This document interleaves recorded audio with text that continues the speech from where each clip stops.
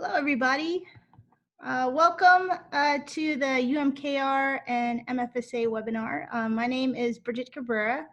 I use she, her, hers pronouns. I'm the Executive Director of Methodist Federation for Social Action. And we're really excited to be co-hosting these series of webinars with United Methodists for Kairos Response. MFSA is a national progressive social justice nonprofit that mobilizes clergy and laity within the United Methodist Church to take action on issues of peace, poverty, and people's rights within the church, the nation, and the world. We were founded in 1907 and wrote the church's first social creed in that same year. And today we continue to shine a light on injustice and organize justice-seeking people, much like yourselves, to make change. So we're really excited to be doing this webinar with UMKR. Just a few announcements concerning our call today. We are recording this webinar, and so the recording will be available afterwards. It'll be shared out by UMKR and by MFSA in the coming days. Also, to help with the internet, if you are not presenting and you'd like to stop your video, that will be helpful with the sound and the internet. If you have questions during our time together, we're going to be using the chat box to share questions. And then there's a time during our time today where we'll be addressing as many of those questions as we're able. So feel free to use that box to submit your questions, and you don't have to wait until we're at that section to submit questions. And we're going to try to offer closed captioning for this webinar. This is our first time doing it, so we're trying it out. In order to access that, you can click closed caption and click show subtitles to view. I'll be trying to kind of take down as much of the main points that are shared. It probably won't be word for word, and there'll probably be spelling errors and mistakes, but I apologize in advance for all of that. It's something new that we're trying. And now I would love to turn it over to my dear friend, John Wagner from UMKR. You got it. There we go. Hi, everybody. I am John Wagner. I'm one of the co-chairs for United Methodist for Kairos Response, along with Lisa Bender. And Yojin, I may not have been listening carefully to what Bridget said, but I guess we would advise you to put it on speaker view. That way you can see the person who's talking most clearly and not everyone's faces. United Methodist for Kairos Response, it's been around for about 10 years. We advocate for equal rights for Palestinians. As a Christian community, we connect mostly with the Kairos Palestine, which is the organization that put out the Kairos document, again, around 10 years ago. So we are closely tied to them.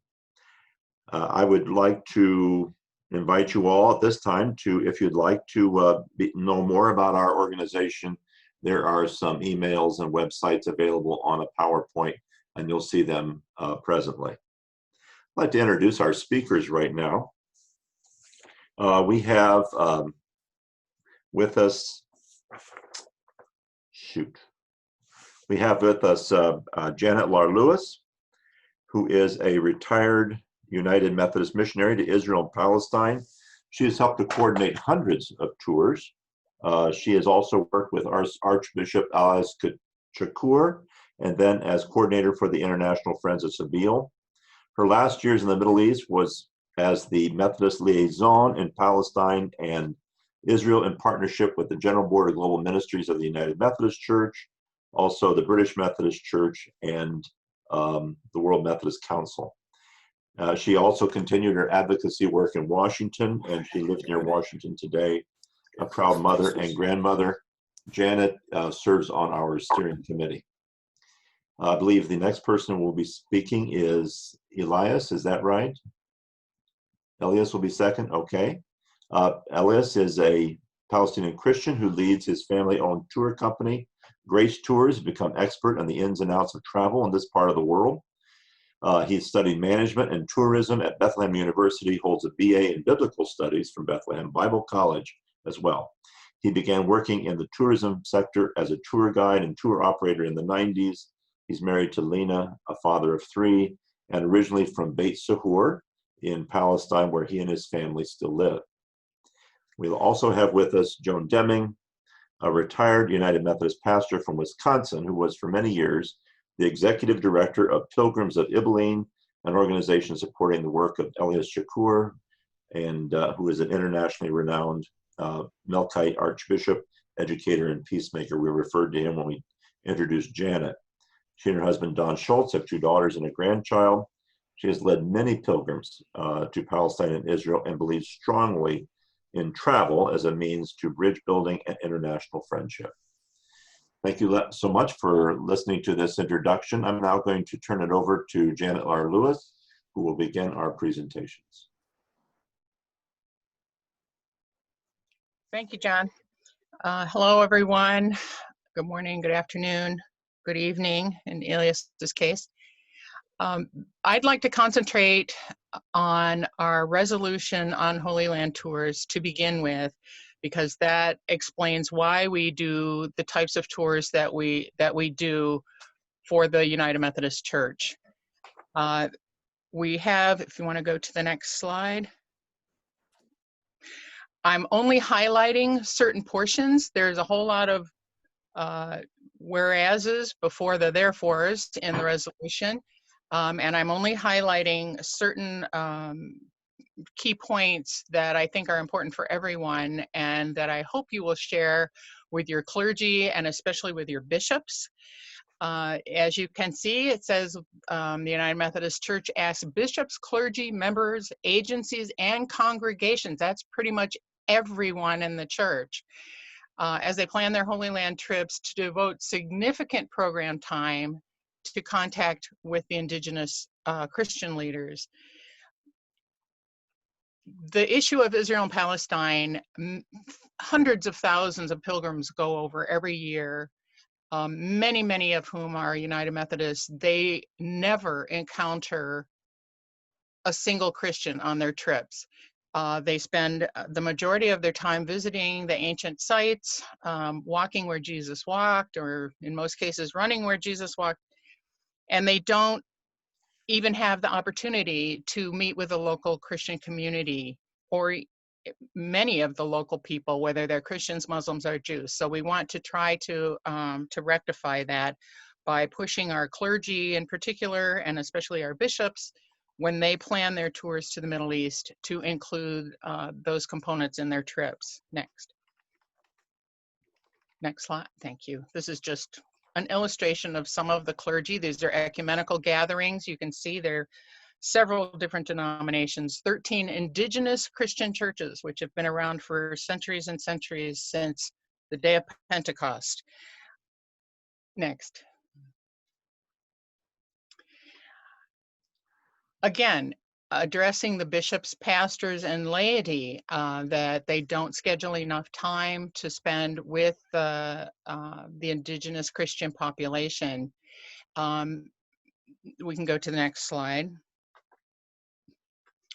The importance of the Christian community, even though they're roughly about 1% of the population, they've drastically reduced, particularly since 1967 with the occupation of the West Bank and Gaza. But the Christian influence is still huge on the local society through their education systems, their healthcare systems, their community development programs, their social services. And this is one of the things that we try to make sure that we support as a denomination in our 4 areas of focus in the region, which are women and children, healthcare, education, and peace with justice, which we like to do not only inside the Palestinian and Israeli community, but also on the global level. That's where we need to make change. Next. This is what most tourists see. They don't ever go down into those streets and meet the people. Next. We have many advanced projects in the region, and you can find those on the Global Ministries website, which will come up at the end of the hour. We also have partner organizations, what we call our partner projects, and this is where we work with Muslim and Jewish communities in supporting the work that they do as well. It's very easy to include meetings with them in your itineraries if you know to ask. Next. Supporting the local markets, you know, shop local is becoming a sort of a catchword in this country.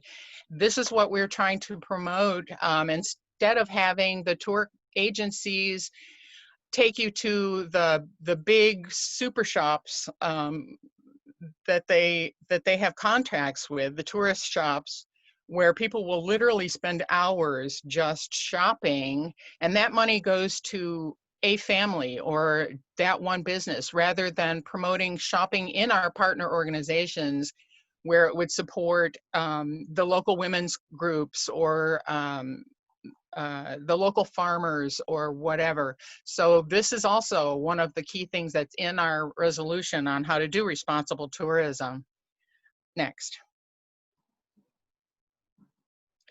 Volunteer and mission teams is another way that people can take a trip that's considered a responsible tour. Certainly, we typically, when we organize a volunteer and mission team, you spend a third of the time visiting the holy sites, a third of the time visiting with some of our partner organizations, and a third of the time doing your service project. And you can see from these pictures, actually Tina Whitehead is in that picture. You can see the difference that a volunteer and mission team can make in just 5 days worth of working to support our local projects in the region. So these are very important. If you want to sign up for that, you can contact your jurisdictional VIM coordinator, and she can certainly help you to either organize a trip or find one that's already been organized for you. Next. This is key. Annual conferences and general agencies are supposed to be monitoring the implementation of this resolution. If you don't know we even have a resolution, or if they don't know we have this resolution, then they're not going to know to monitor and report.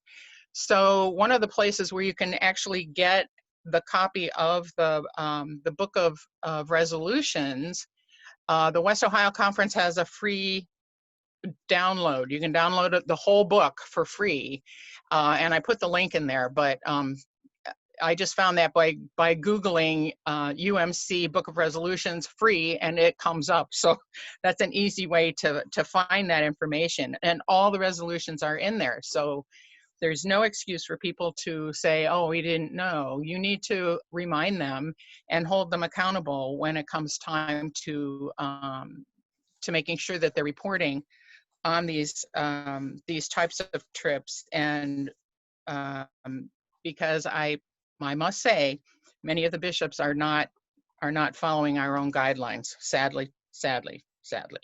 Next. Okay, it cut off the bottom, and so I'll just read it to you. One of the things that, as a missionary in particular, I was constantly being asked, was people asking me, aren't you supposed to be teaching people about Jesus as a missionary? And, you know, I'm not sure they didn't realize where I was working, or they didn't realize that there were Christians still in the region. So I put a quote in here from a Muslim friend of ours who's the head of one of our advanced projects. And he said, I don't need you to teach me who Jesus was. He was Palestinian. He was one of us. You teach me what it means to be a Christian by how you live your life. And I think that's the difference that we can all make as pilgrims to the region, in showing our support for the local community and showing our concern for to find out more about the conflict and how we can help in the advocacy work. Next.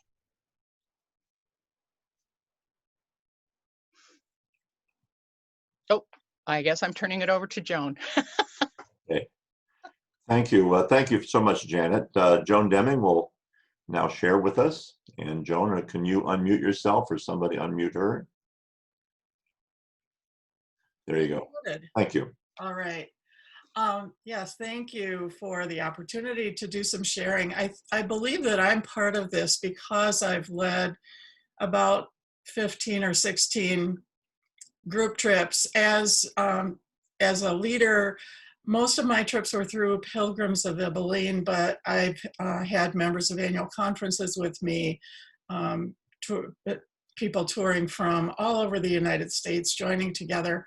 One of the things that happens in a group trip like that is that frequently not everybody knows each other. And so the group experience needs to be facilitated by a skilled group leader who can help the group become acquainted with each other, who can encourage them to be open to the people that we're learning from and listening to, as Janet laid out some of the options, and also can facilitate the discussion between group members of how they're responding to what they're learning and seeing. My experience with leading these groups is that people in the group get almost as much from each other as they do from the people that we visit in the organizations and the places that we stop and meet local people in Palestine and on the other side of the Green Line in Israel. And so the very first thing I would say is just put some thought into how the leadership is going to be done for your group, and give time for worship and for discussion so that your group experience can be a strong one. Next slide, please. My slides are I think backing up what Janet has said, but I want to just give some specifics from my own experiences and recognize that these are representative of many options. It's really important, in my view, to have Palestinian Christian guides for as much of the tour as possible, not only because they lead lead you through the places you visit with an eye toward strengthening your understanding of the local Christian experience, but they also tell you their personal story. And you come away with relationships that last for a long time as they do this sharing. Next slide. It's also really helpful to meet with a variety of peacemaking groups. And the one that's pictured here is two representatives of the Parent Circle Bereaved Families Forum. This is Rami El-Hanan on the right, and George Saadeh on the left. George is a Christian, Rami is a Jew. Both of them had daughters killed in the violence of the situation in Israel and Palestine. And they work together through this organization, the Parent Circle, to tell the story of why they believe that the violence has to stop and human rights have to be honored. And we have to learn to listen and understand each other. So they're a good representative, but only one of many possibilities for groups you can meet with. Next slide, please. I believe it's also really important to visit holy sites for the other Abrahamic religions, the Jewish and Muslim religions, as well as Christian holy sites. And I put this slide in because I wanted to just underscore that it is possible for groups to line up guided tours of the Al-Aqsa Mosque or to go to the Ibrahimi Mosque in Hebron. These are probably the two most common places to visit in the Muslim faith, but this was inside Al-Aqsa. And whoever you have preparing your tour for you, if you ask for a tour like this, they'll be able to work with local people to make those arrangements. Next slide, please. It's also really helpful, significant for us as United Methodists to visit United Methodist related programs. This slide shows Daoud Nasser, who's he's a member of a family who were awarded the World Methodist Peace Award a few years ago for their work on their family farm. Again, one illustration of many United Methodist related projects. Next slide. I'd also say have some local experiences. This group was there during the olive harvest season, so we spent an afternoon helping with the olive harvest at one location. Next slide. And finally, tour leaders maybe are interested in keeping costs as low as possible, but often that means eating in places that provide just tourist food. And I would suggest making it a priority in your planning to have some special traditional Palestinian meals arranged for you. It may not be the cheapest option, but they definitely will be great, very tasty, an experience of Palestinian hospitality and a wonderful, memorable experience for your group. Next slide. Finally, I think it's important to meet with Christians, as Janet said, but on both sides of the green line. All of my other slides came from the West Bank. This one comes from Israel. This is Father Elias Shakur, Archbishop and President, founder of the Mar Elias Educational Institutions in Ibilin, Israel. So meeting with Christians in the Galilee is equally important to meeting with Christians in Bethlehem or other sites we go to in order to hear their varying stories of being local Christians as a minority, but a really significant minority. So I wish you well in your travels and hope that some of these suggestions are helpful. Thanks. Thank you so much, Joan. Elias, are you prepared to share with us now? You need to unmute, I think.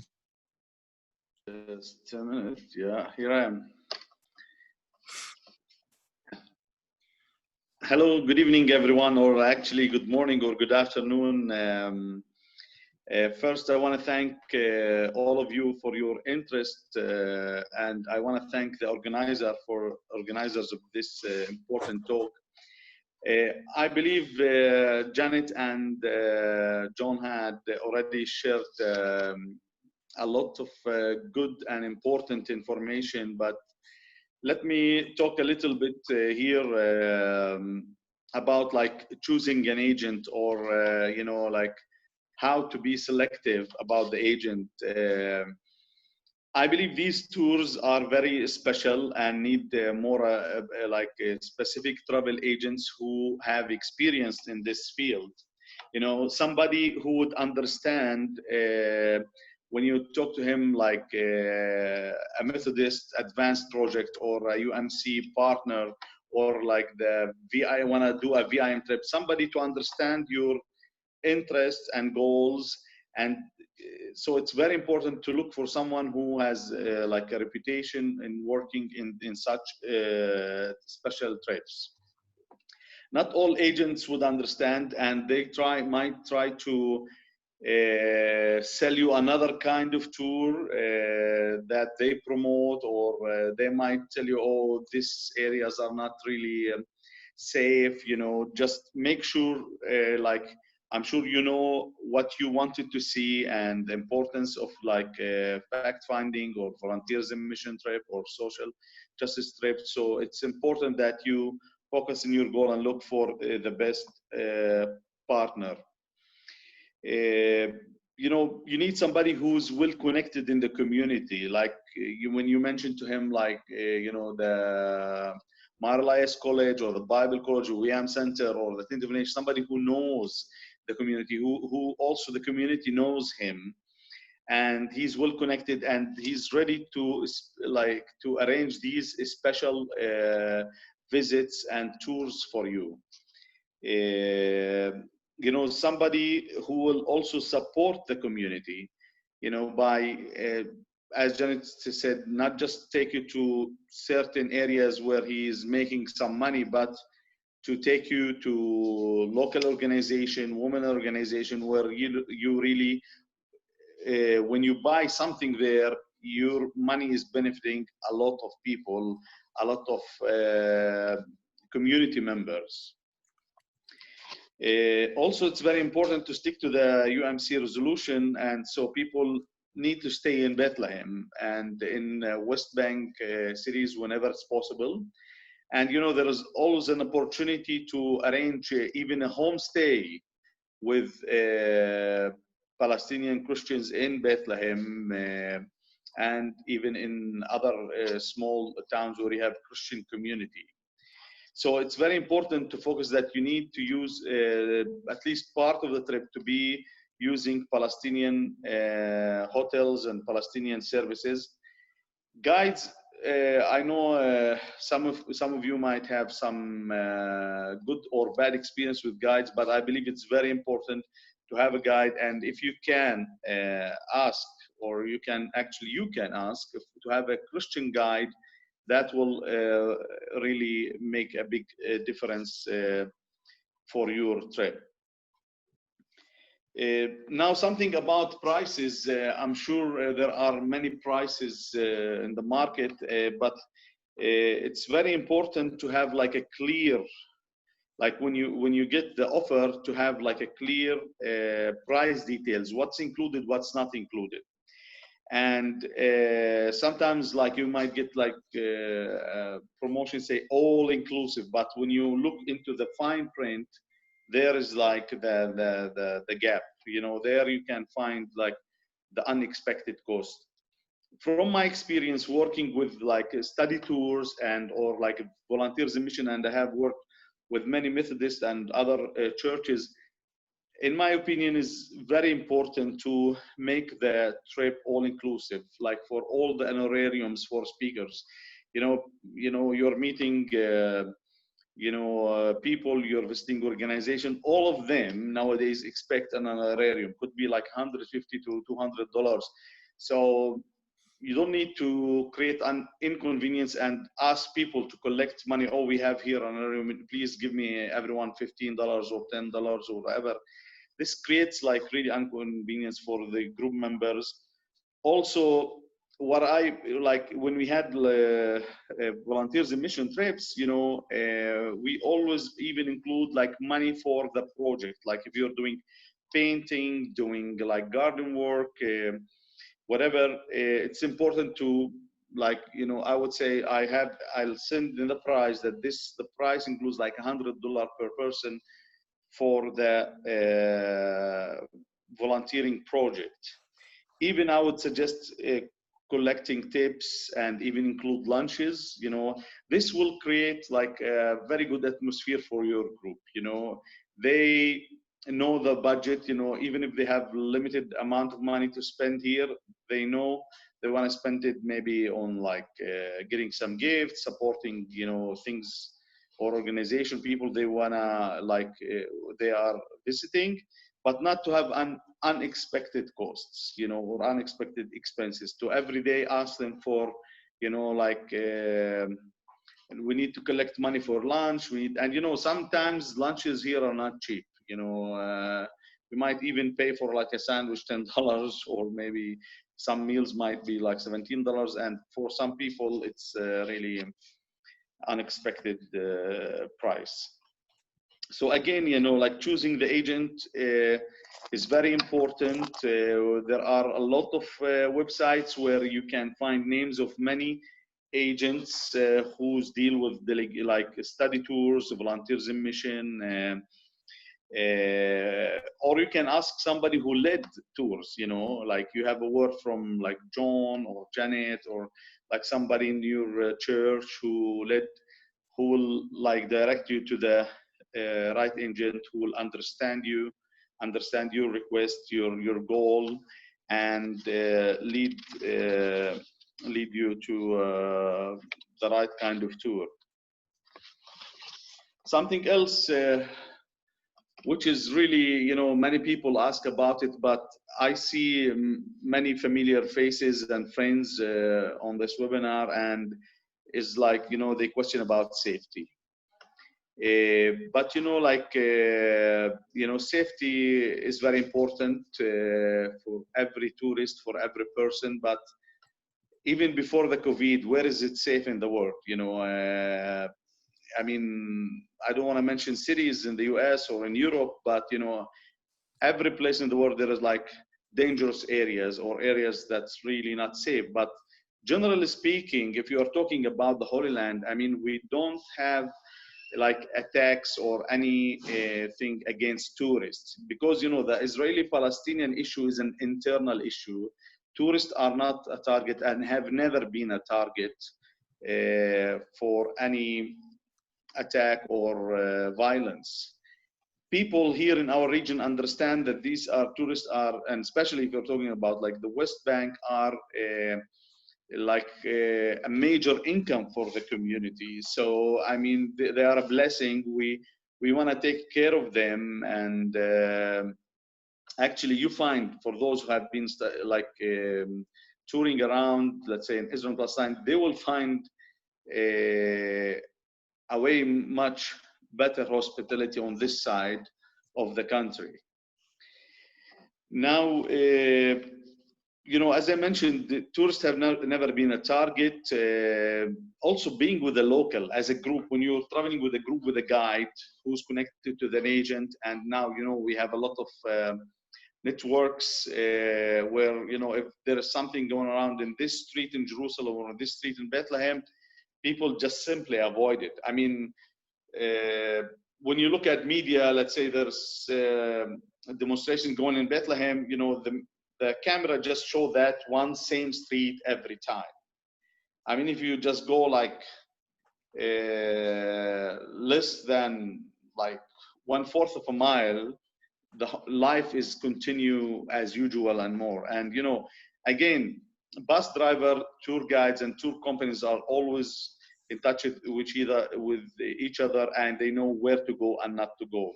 So it's very important to have a local guide with you who understand the language, who knows where to go and not to go.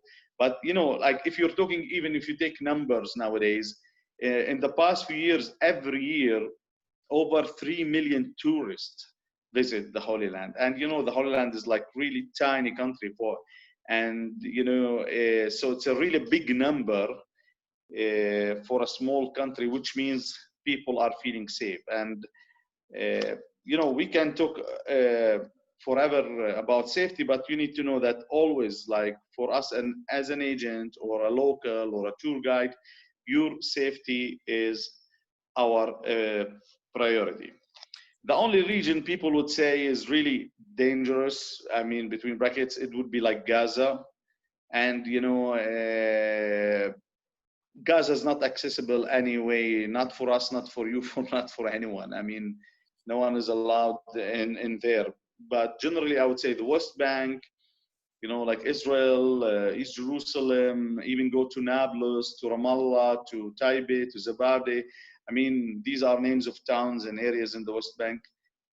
It is, I would say, generally very, very, very safe. Elias? Yeah.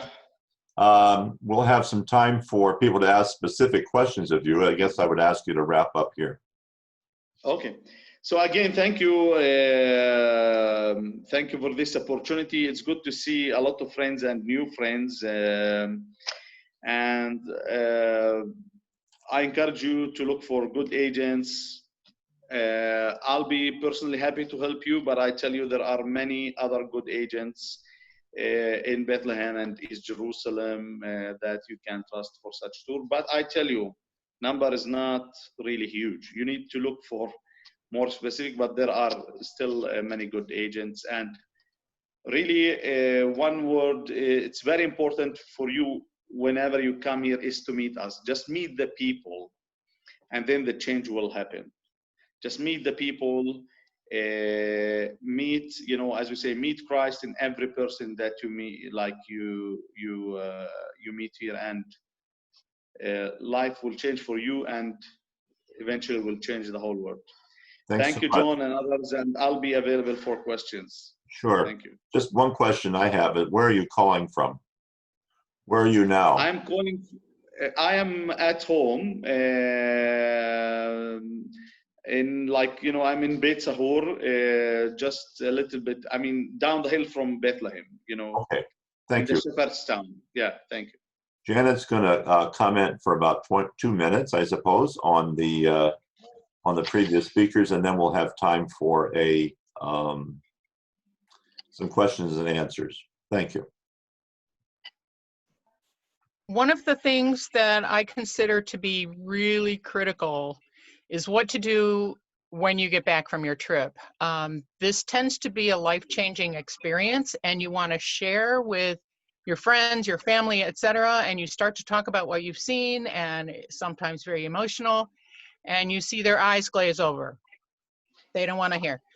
So it's important to stay connected to the people that you go on the trip with, and especially to try to find organizations to help you do the advocacy work. The advocacy is probably the most important part of your trip if you want to be responsible in what you've seen and done.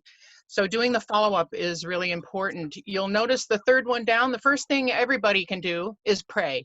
Everybody can do that. There's no excuses. Find out where you can learn more about the political situation. You'll hear from different speakers, and you may want to follow up on them. Certainly they all have websites typically. You can learn more about their work and how to support it. In the Cairo Palestine document, one of the things that they mention is come and see. Come and see for yourself. Try to get your pastors and your bishops to, I talked about this before, to participate in responsible tourism. Once you get back, I'm not going to read all of these one by one, you can read them, but certainly passing resolutions calling for divestment in companies that are supporting occupation and the depriving an entire community of even their most basic human rights. We need to be seriously worrying about that and do something about it. We also have, I'm not sure where this is going to come up, if they want to put the slide up with the contacts and the list of organizations on there. Yay, thank you. I noticed that either Dan or Courtney Randall, or maybe both of them, are actually on this call. And you'll see they are the new Methodist liaisons. They're scheduled to go over in August if that happens, who knows. But they're already certainly working on the issue. So feel free to be in touch with them. The UMKR is listed on there, and other organizations where you can plug in to find out more. Certainly the UMKR website lists tours that are coming up that you might want to plug into or suggest to people who are interested in going on a trip. If you've already, been there, done that, I can't travel anymore, whatever. I will also highlight down at the bottom is Tina White has contact information. Many, in fact, about 67% of educational opportunities trips are through the Methodist Church. It's a big part of their business. And many of these trips are what we have for many years called the Israeli cookie cutter tours, where you just, go to all the holy sites and you have a wonderful time and you show all the beautiful pictures when you get home. If you're the tour host, the person who is organizing the trip with educational opportunities, it's his responsibility to request that they stop at certain locations if some of our partners, and typically EO will comply. They may give you a hard time. It depends on who you happen to talk to. So if you do have any difficulties, just email Tina and she can help you manipulate that whole system. If you're already scheduled to go on a trip with educational opportunities, please contact the person who's organizing the trip for you or the tour leader. Typically it's a clergy person, and tell them about the resolution and make sure that they can request some of these stops for you. Thank you. That's about it. Okay. Friends, we do have some questions. I want to say one thing before we start with that. We did get a number of suggestions for tours, specific tours. We made a commitment when we began thinking about this seminar not to promote any specific tour or tour company. But please look at your chat. People have made some strong suggestions about where you can go and so forth. But there are some provocative questions. One of them was about any, oh shoot, what was it? Okay, sorry. Oh yeah, do groups ever get to visit settlements? And is that possible to arrange to meet those people living in settlements? And I guess I'll start with Janet first on that. Thank you. It's possible, yes. However, by giving, they charge a fee. And by giving money to an illegal settlement, that's an illegality, and the church does not participate in that. You can have Israelis speak to you about the settlements and the settlement movement without actually having to go to a settlement. Okay. This one I'm going to direct to Elias. It's again a provocative question.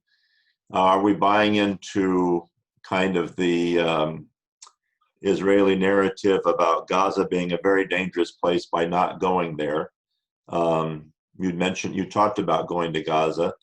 Is that something that tourists or pilgrims ought to try to do, in your opinion? You know, like Gaza's always, if there is like any instability or, Gaza's name is always mentioned, and people always worried about going to Gaza. This is like the atmosphere. But first, I believe personally, I don't believe Gaza is a dangerous place. But I wanted to bring a point that anyway, you don't have access to Gaza. You as an American, me as a Palestinian, we cannot go to Gaza. It needs like a big coordination, and it's almost, I would say, impossible. Unless you go with a humanitarian group or you go with an international group, like international body, like a government, or something. So I'm sorry if I was misunderstood to promote Gaza as a dangerous place. This was not my point at all. Just because people who does not know the area just think it's always like dangerous. So I'm just telling you, anyway, there is no, first, it's not dangerous, and anyway, you don't have chance to get Right. there. This was my point. Yeah. Thank you. I'm going to direct the next question to Joan. There was a question about clergy sabbaticals or clergy only trips. Have you ever had any involvement with that or any suggestions for that? I have not taken any clergy only trips myself. And the sabbatical question, I only know from what other people have told me. The place that's most often mentioned about a place to use as home base is Tantur, the ecumenical study center just outside of Bethlehem. And I believe that's where the Methodist Liaison Office is located also.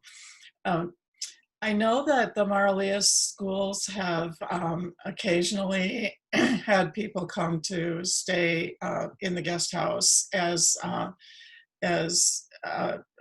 long-term study option, but at the present time, the guest house is closed until further notice. So I wouldn't put plans there. I think in the chat I saw another suggestion of a place in the Bethlehem, Beit Jala, Beit Sahur area. Sorry, I don't have more information. Janet or Elias, briefly, anything to suggest? I've worked on clergy trips before, ecumenical women bishops trips, etc. Where they can do sabbaticals, as Joan mentioned, a good central location with a lot of excellent, and with an excellent theological library is Tantur Ecumenical Institute, just outside the checkpoint of Bethlehem. Plus it has accommodations there. So you don't, everything's kind of all included. Short term, anywhere, a lot of these organizations, particularly if they have housing, will certainly welcome you if you want to, use it as your home basis. Yeah, not a problem. Just For clergy trips, John, I believe that many of our advanced partners also can work with clergy who want to come and volunteer or have spend a little bit of time immersing into those places. Might be of more interest to clergy than most church members. friends, what I'm finding on our chat box, if you can get to that, there are lots of suggestions in addition to what Janet, Joan, and Elias are sharing. So please take a look at that, and you may find something that answers your question about that. We're, again, not trying to promote any particular group or tour, but there's some information about especially a woman-to-woman tour, one that's more of an ecumenical tour, and several others. Please take a look at that. Here's a practical question. I think it's a brief one. What is the current rate for speaker honorariums? Elias, maybe you can share that. Nowadays, first, unfortunately, we don't have tours anymore. I mean, in the past 4 months, but usually speakers would charge starting from $150 up till, the average is like 150 to 200. Some special speaker would ask for like 300. They are not very special, but they think of themselves sometimes special. Okay. Okay. Let's see. Another question. I think, excuse me, sorry. Any advice for groups? This is a practical question. Getting in and out of the Israeli airport, Ben Gurion, just difficulties or tips for doing that. Any of you, I guess I'll start with Janet. Anything that you would say? Yes, it's become a lot easier than it used to be. You generally want to give the least amount of information as possible. Answer their question honestly, but you don't need to give them all the information. In other words, don't lie, but don't volunteer what they don't really need to know, because it's not a security issue.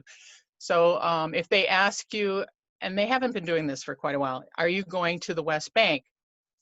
You can say, we don't have our itinerary yet, I'm not sure. And you won't get your itinerary typically until you see your guide in the bus. So that would be an honest answer, even though in your mind you may already know that, yes, we are scheduled to go to the West Bank, but without an itinerary to confirm that, you really don't know. So you're answering, but you're not answering. Yeah, you don't need to lie. And certainly on the way out is typically harder than getting in to the country.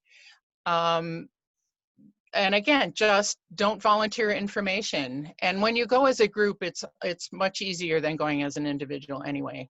Thank you. Joan and Elias, if you'd be willing to add to that also the question, if you're an activist, can you be refused entry? We'll start with you, Joan, and then Elias, I'm sure you have a lot to contribute there.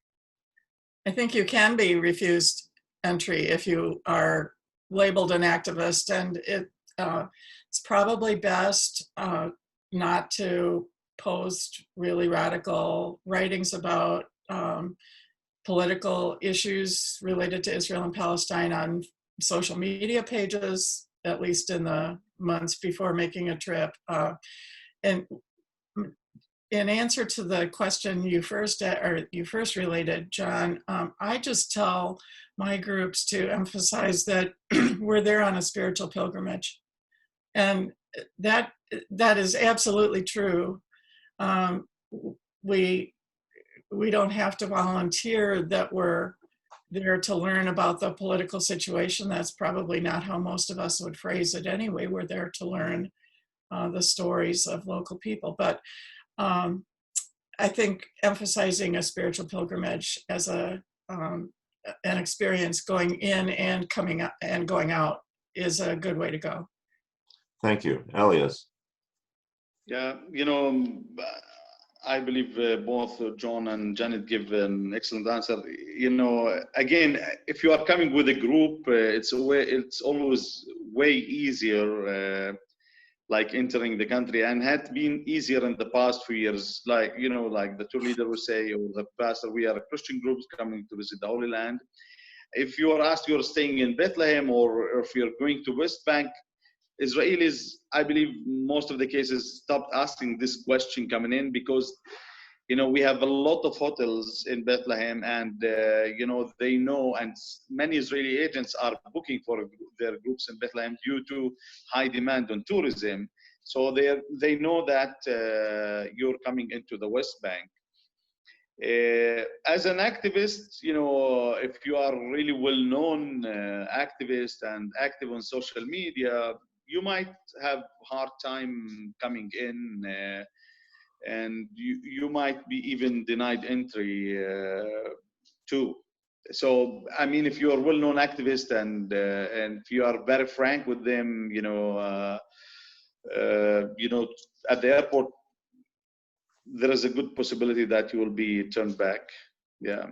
Yeah, so again, just try to be less active on Facebook, or just like stop your Facebook while you're traveling. Yeah. I went in last November, and I have to admit I was kind of disappointed that they had no suspicions of me whatsoever. Elias, one last question. With the current lockdown and no travel, I imagine a number of people here are curious, how is Palestine doing that relies so much on tourism? Just how desperate is the situation in your view? Now it has been 4 months that we had the first lockdown, and now since 6 days we have been staying in at home. But even when the town is open, if you talk about Bethlehem, there is not one single tourist, unless he's living here. Yeah. Hotels, restaurants, shops, workshops are all closed. Unfortunately, even the governmental support to the unemployed people almost does not exist. They gave like very few number, like a couple of $100 in the past 4 months. I mean, what you can do about it? Most hotels and restaurants related to tourism, they already dismissed their employees. And, situation is not easy at all. I know it's like maybe this in most parts of the world, but really Bethlehem and the region is struggling a lot economically, and we hope things will finish. I mean, there will be like a vaccine or medicine soon, because people are getting tired. Today I went for in town just to buy. They allow you to go out to buy food or medicine or something, and you can see it's like a ghost town. I mean, it's like dead here nowadays, unfortunately. Thank you. So, we need your prayers and support. I'm sure many of you who's on this call are well connected to people, organizations. It will be a blessing if you pray for them, help them if you can. So things are not easy at all. And I tell you frankly, I mean, about tourism, we have in Bethlehem area over 60% of the population involved in tourism in a way or another, or their income is through tourism. And following up groups, and some of you were supposed to lead groups in October and November. People are postponing their trips sometime after like March or April and even October next year. So that means in the best case scenario, tourism will be back in March or April. So like people will be without work for a year, which I mean, really hard. Thank you. Thank you. Friends, to wrap up, we're close to the hour here. We have a really good chat section, and a number of you have contributed some very good ideas and comments. Please take a look at that. We're going to keep the this webinar open even after we officially close, so you have time to look at it carefully, and I would encourage you to do that. Please, if you have questions, you're certainly able to contact UMKR, United Methodist for Cairo's Response, and our web address is there. We'd be glad to give you any advice. Of course, we'll try to be neutral. We're not trying to promote any one tour group, but please let us know if you have any questions about this or any other area.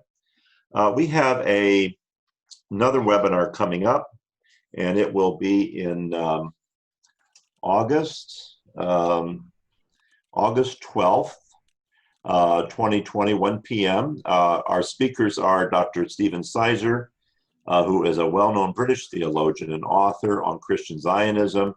Munter Isaac is a pastor in Palestine of Christmas Evangelical Lutheran Church. Is a wonderful educator and speaker, internationally known. I would encourage you to consider that. Christian Zionism, of course, drives U.S. policy far more than it ought to, and most of you, I think, are aware of that. And they will have a way to address this as Christians and as evangelical Christians. So I think that's going to be important. I hope that you're a part of that. Hold on, just getting a couple of suggestions here. Please hold on.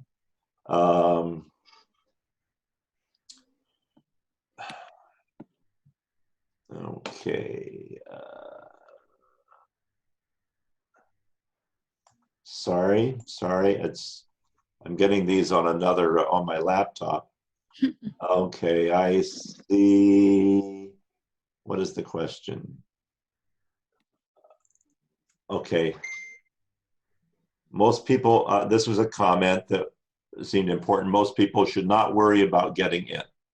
I think that was stated in one way or another that it's still fairly easy. And I made the comment that I got in just on my own. I wasn't part of a tour. The questioning was minimal. I said I was a Christian here to see the Holy Land. That's about all it took. I am a pastor. I don't know if we get any kind of special, some discretion there, but who knows. Friends, I think I am done. I'm going to ask Bridget if there's something that I've forgotten, if she's with us, anything that we need to include here? No, I think we're good to go. Okay, we are intending to leave this on. We will take you off of mute, and you can share with each other. Honestly, I don't know how that'll go.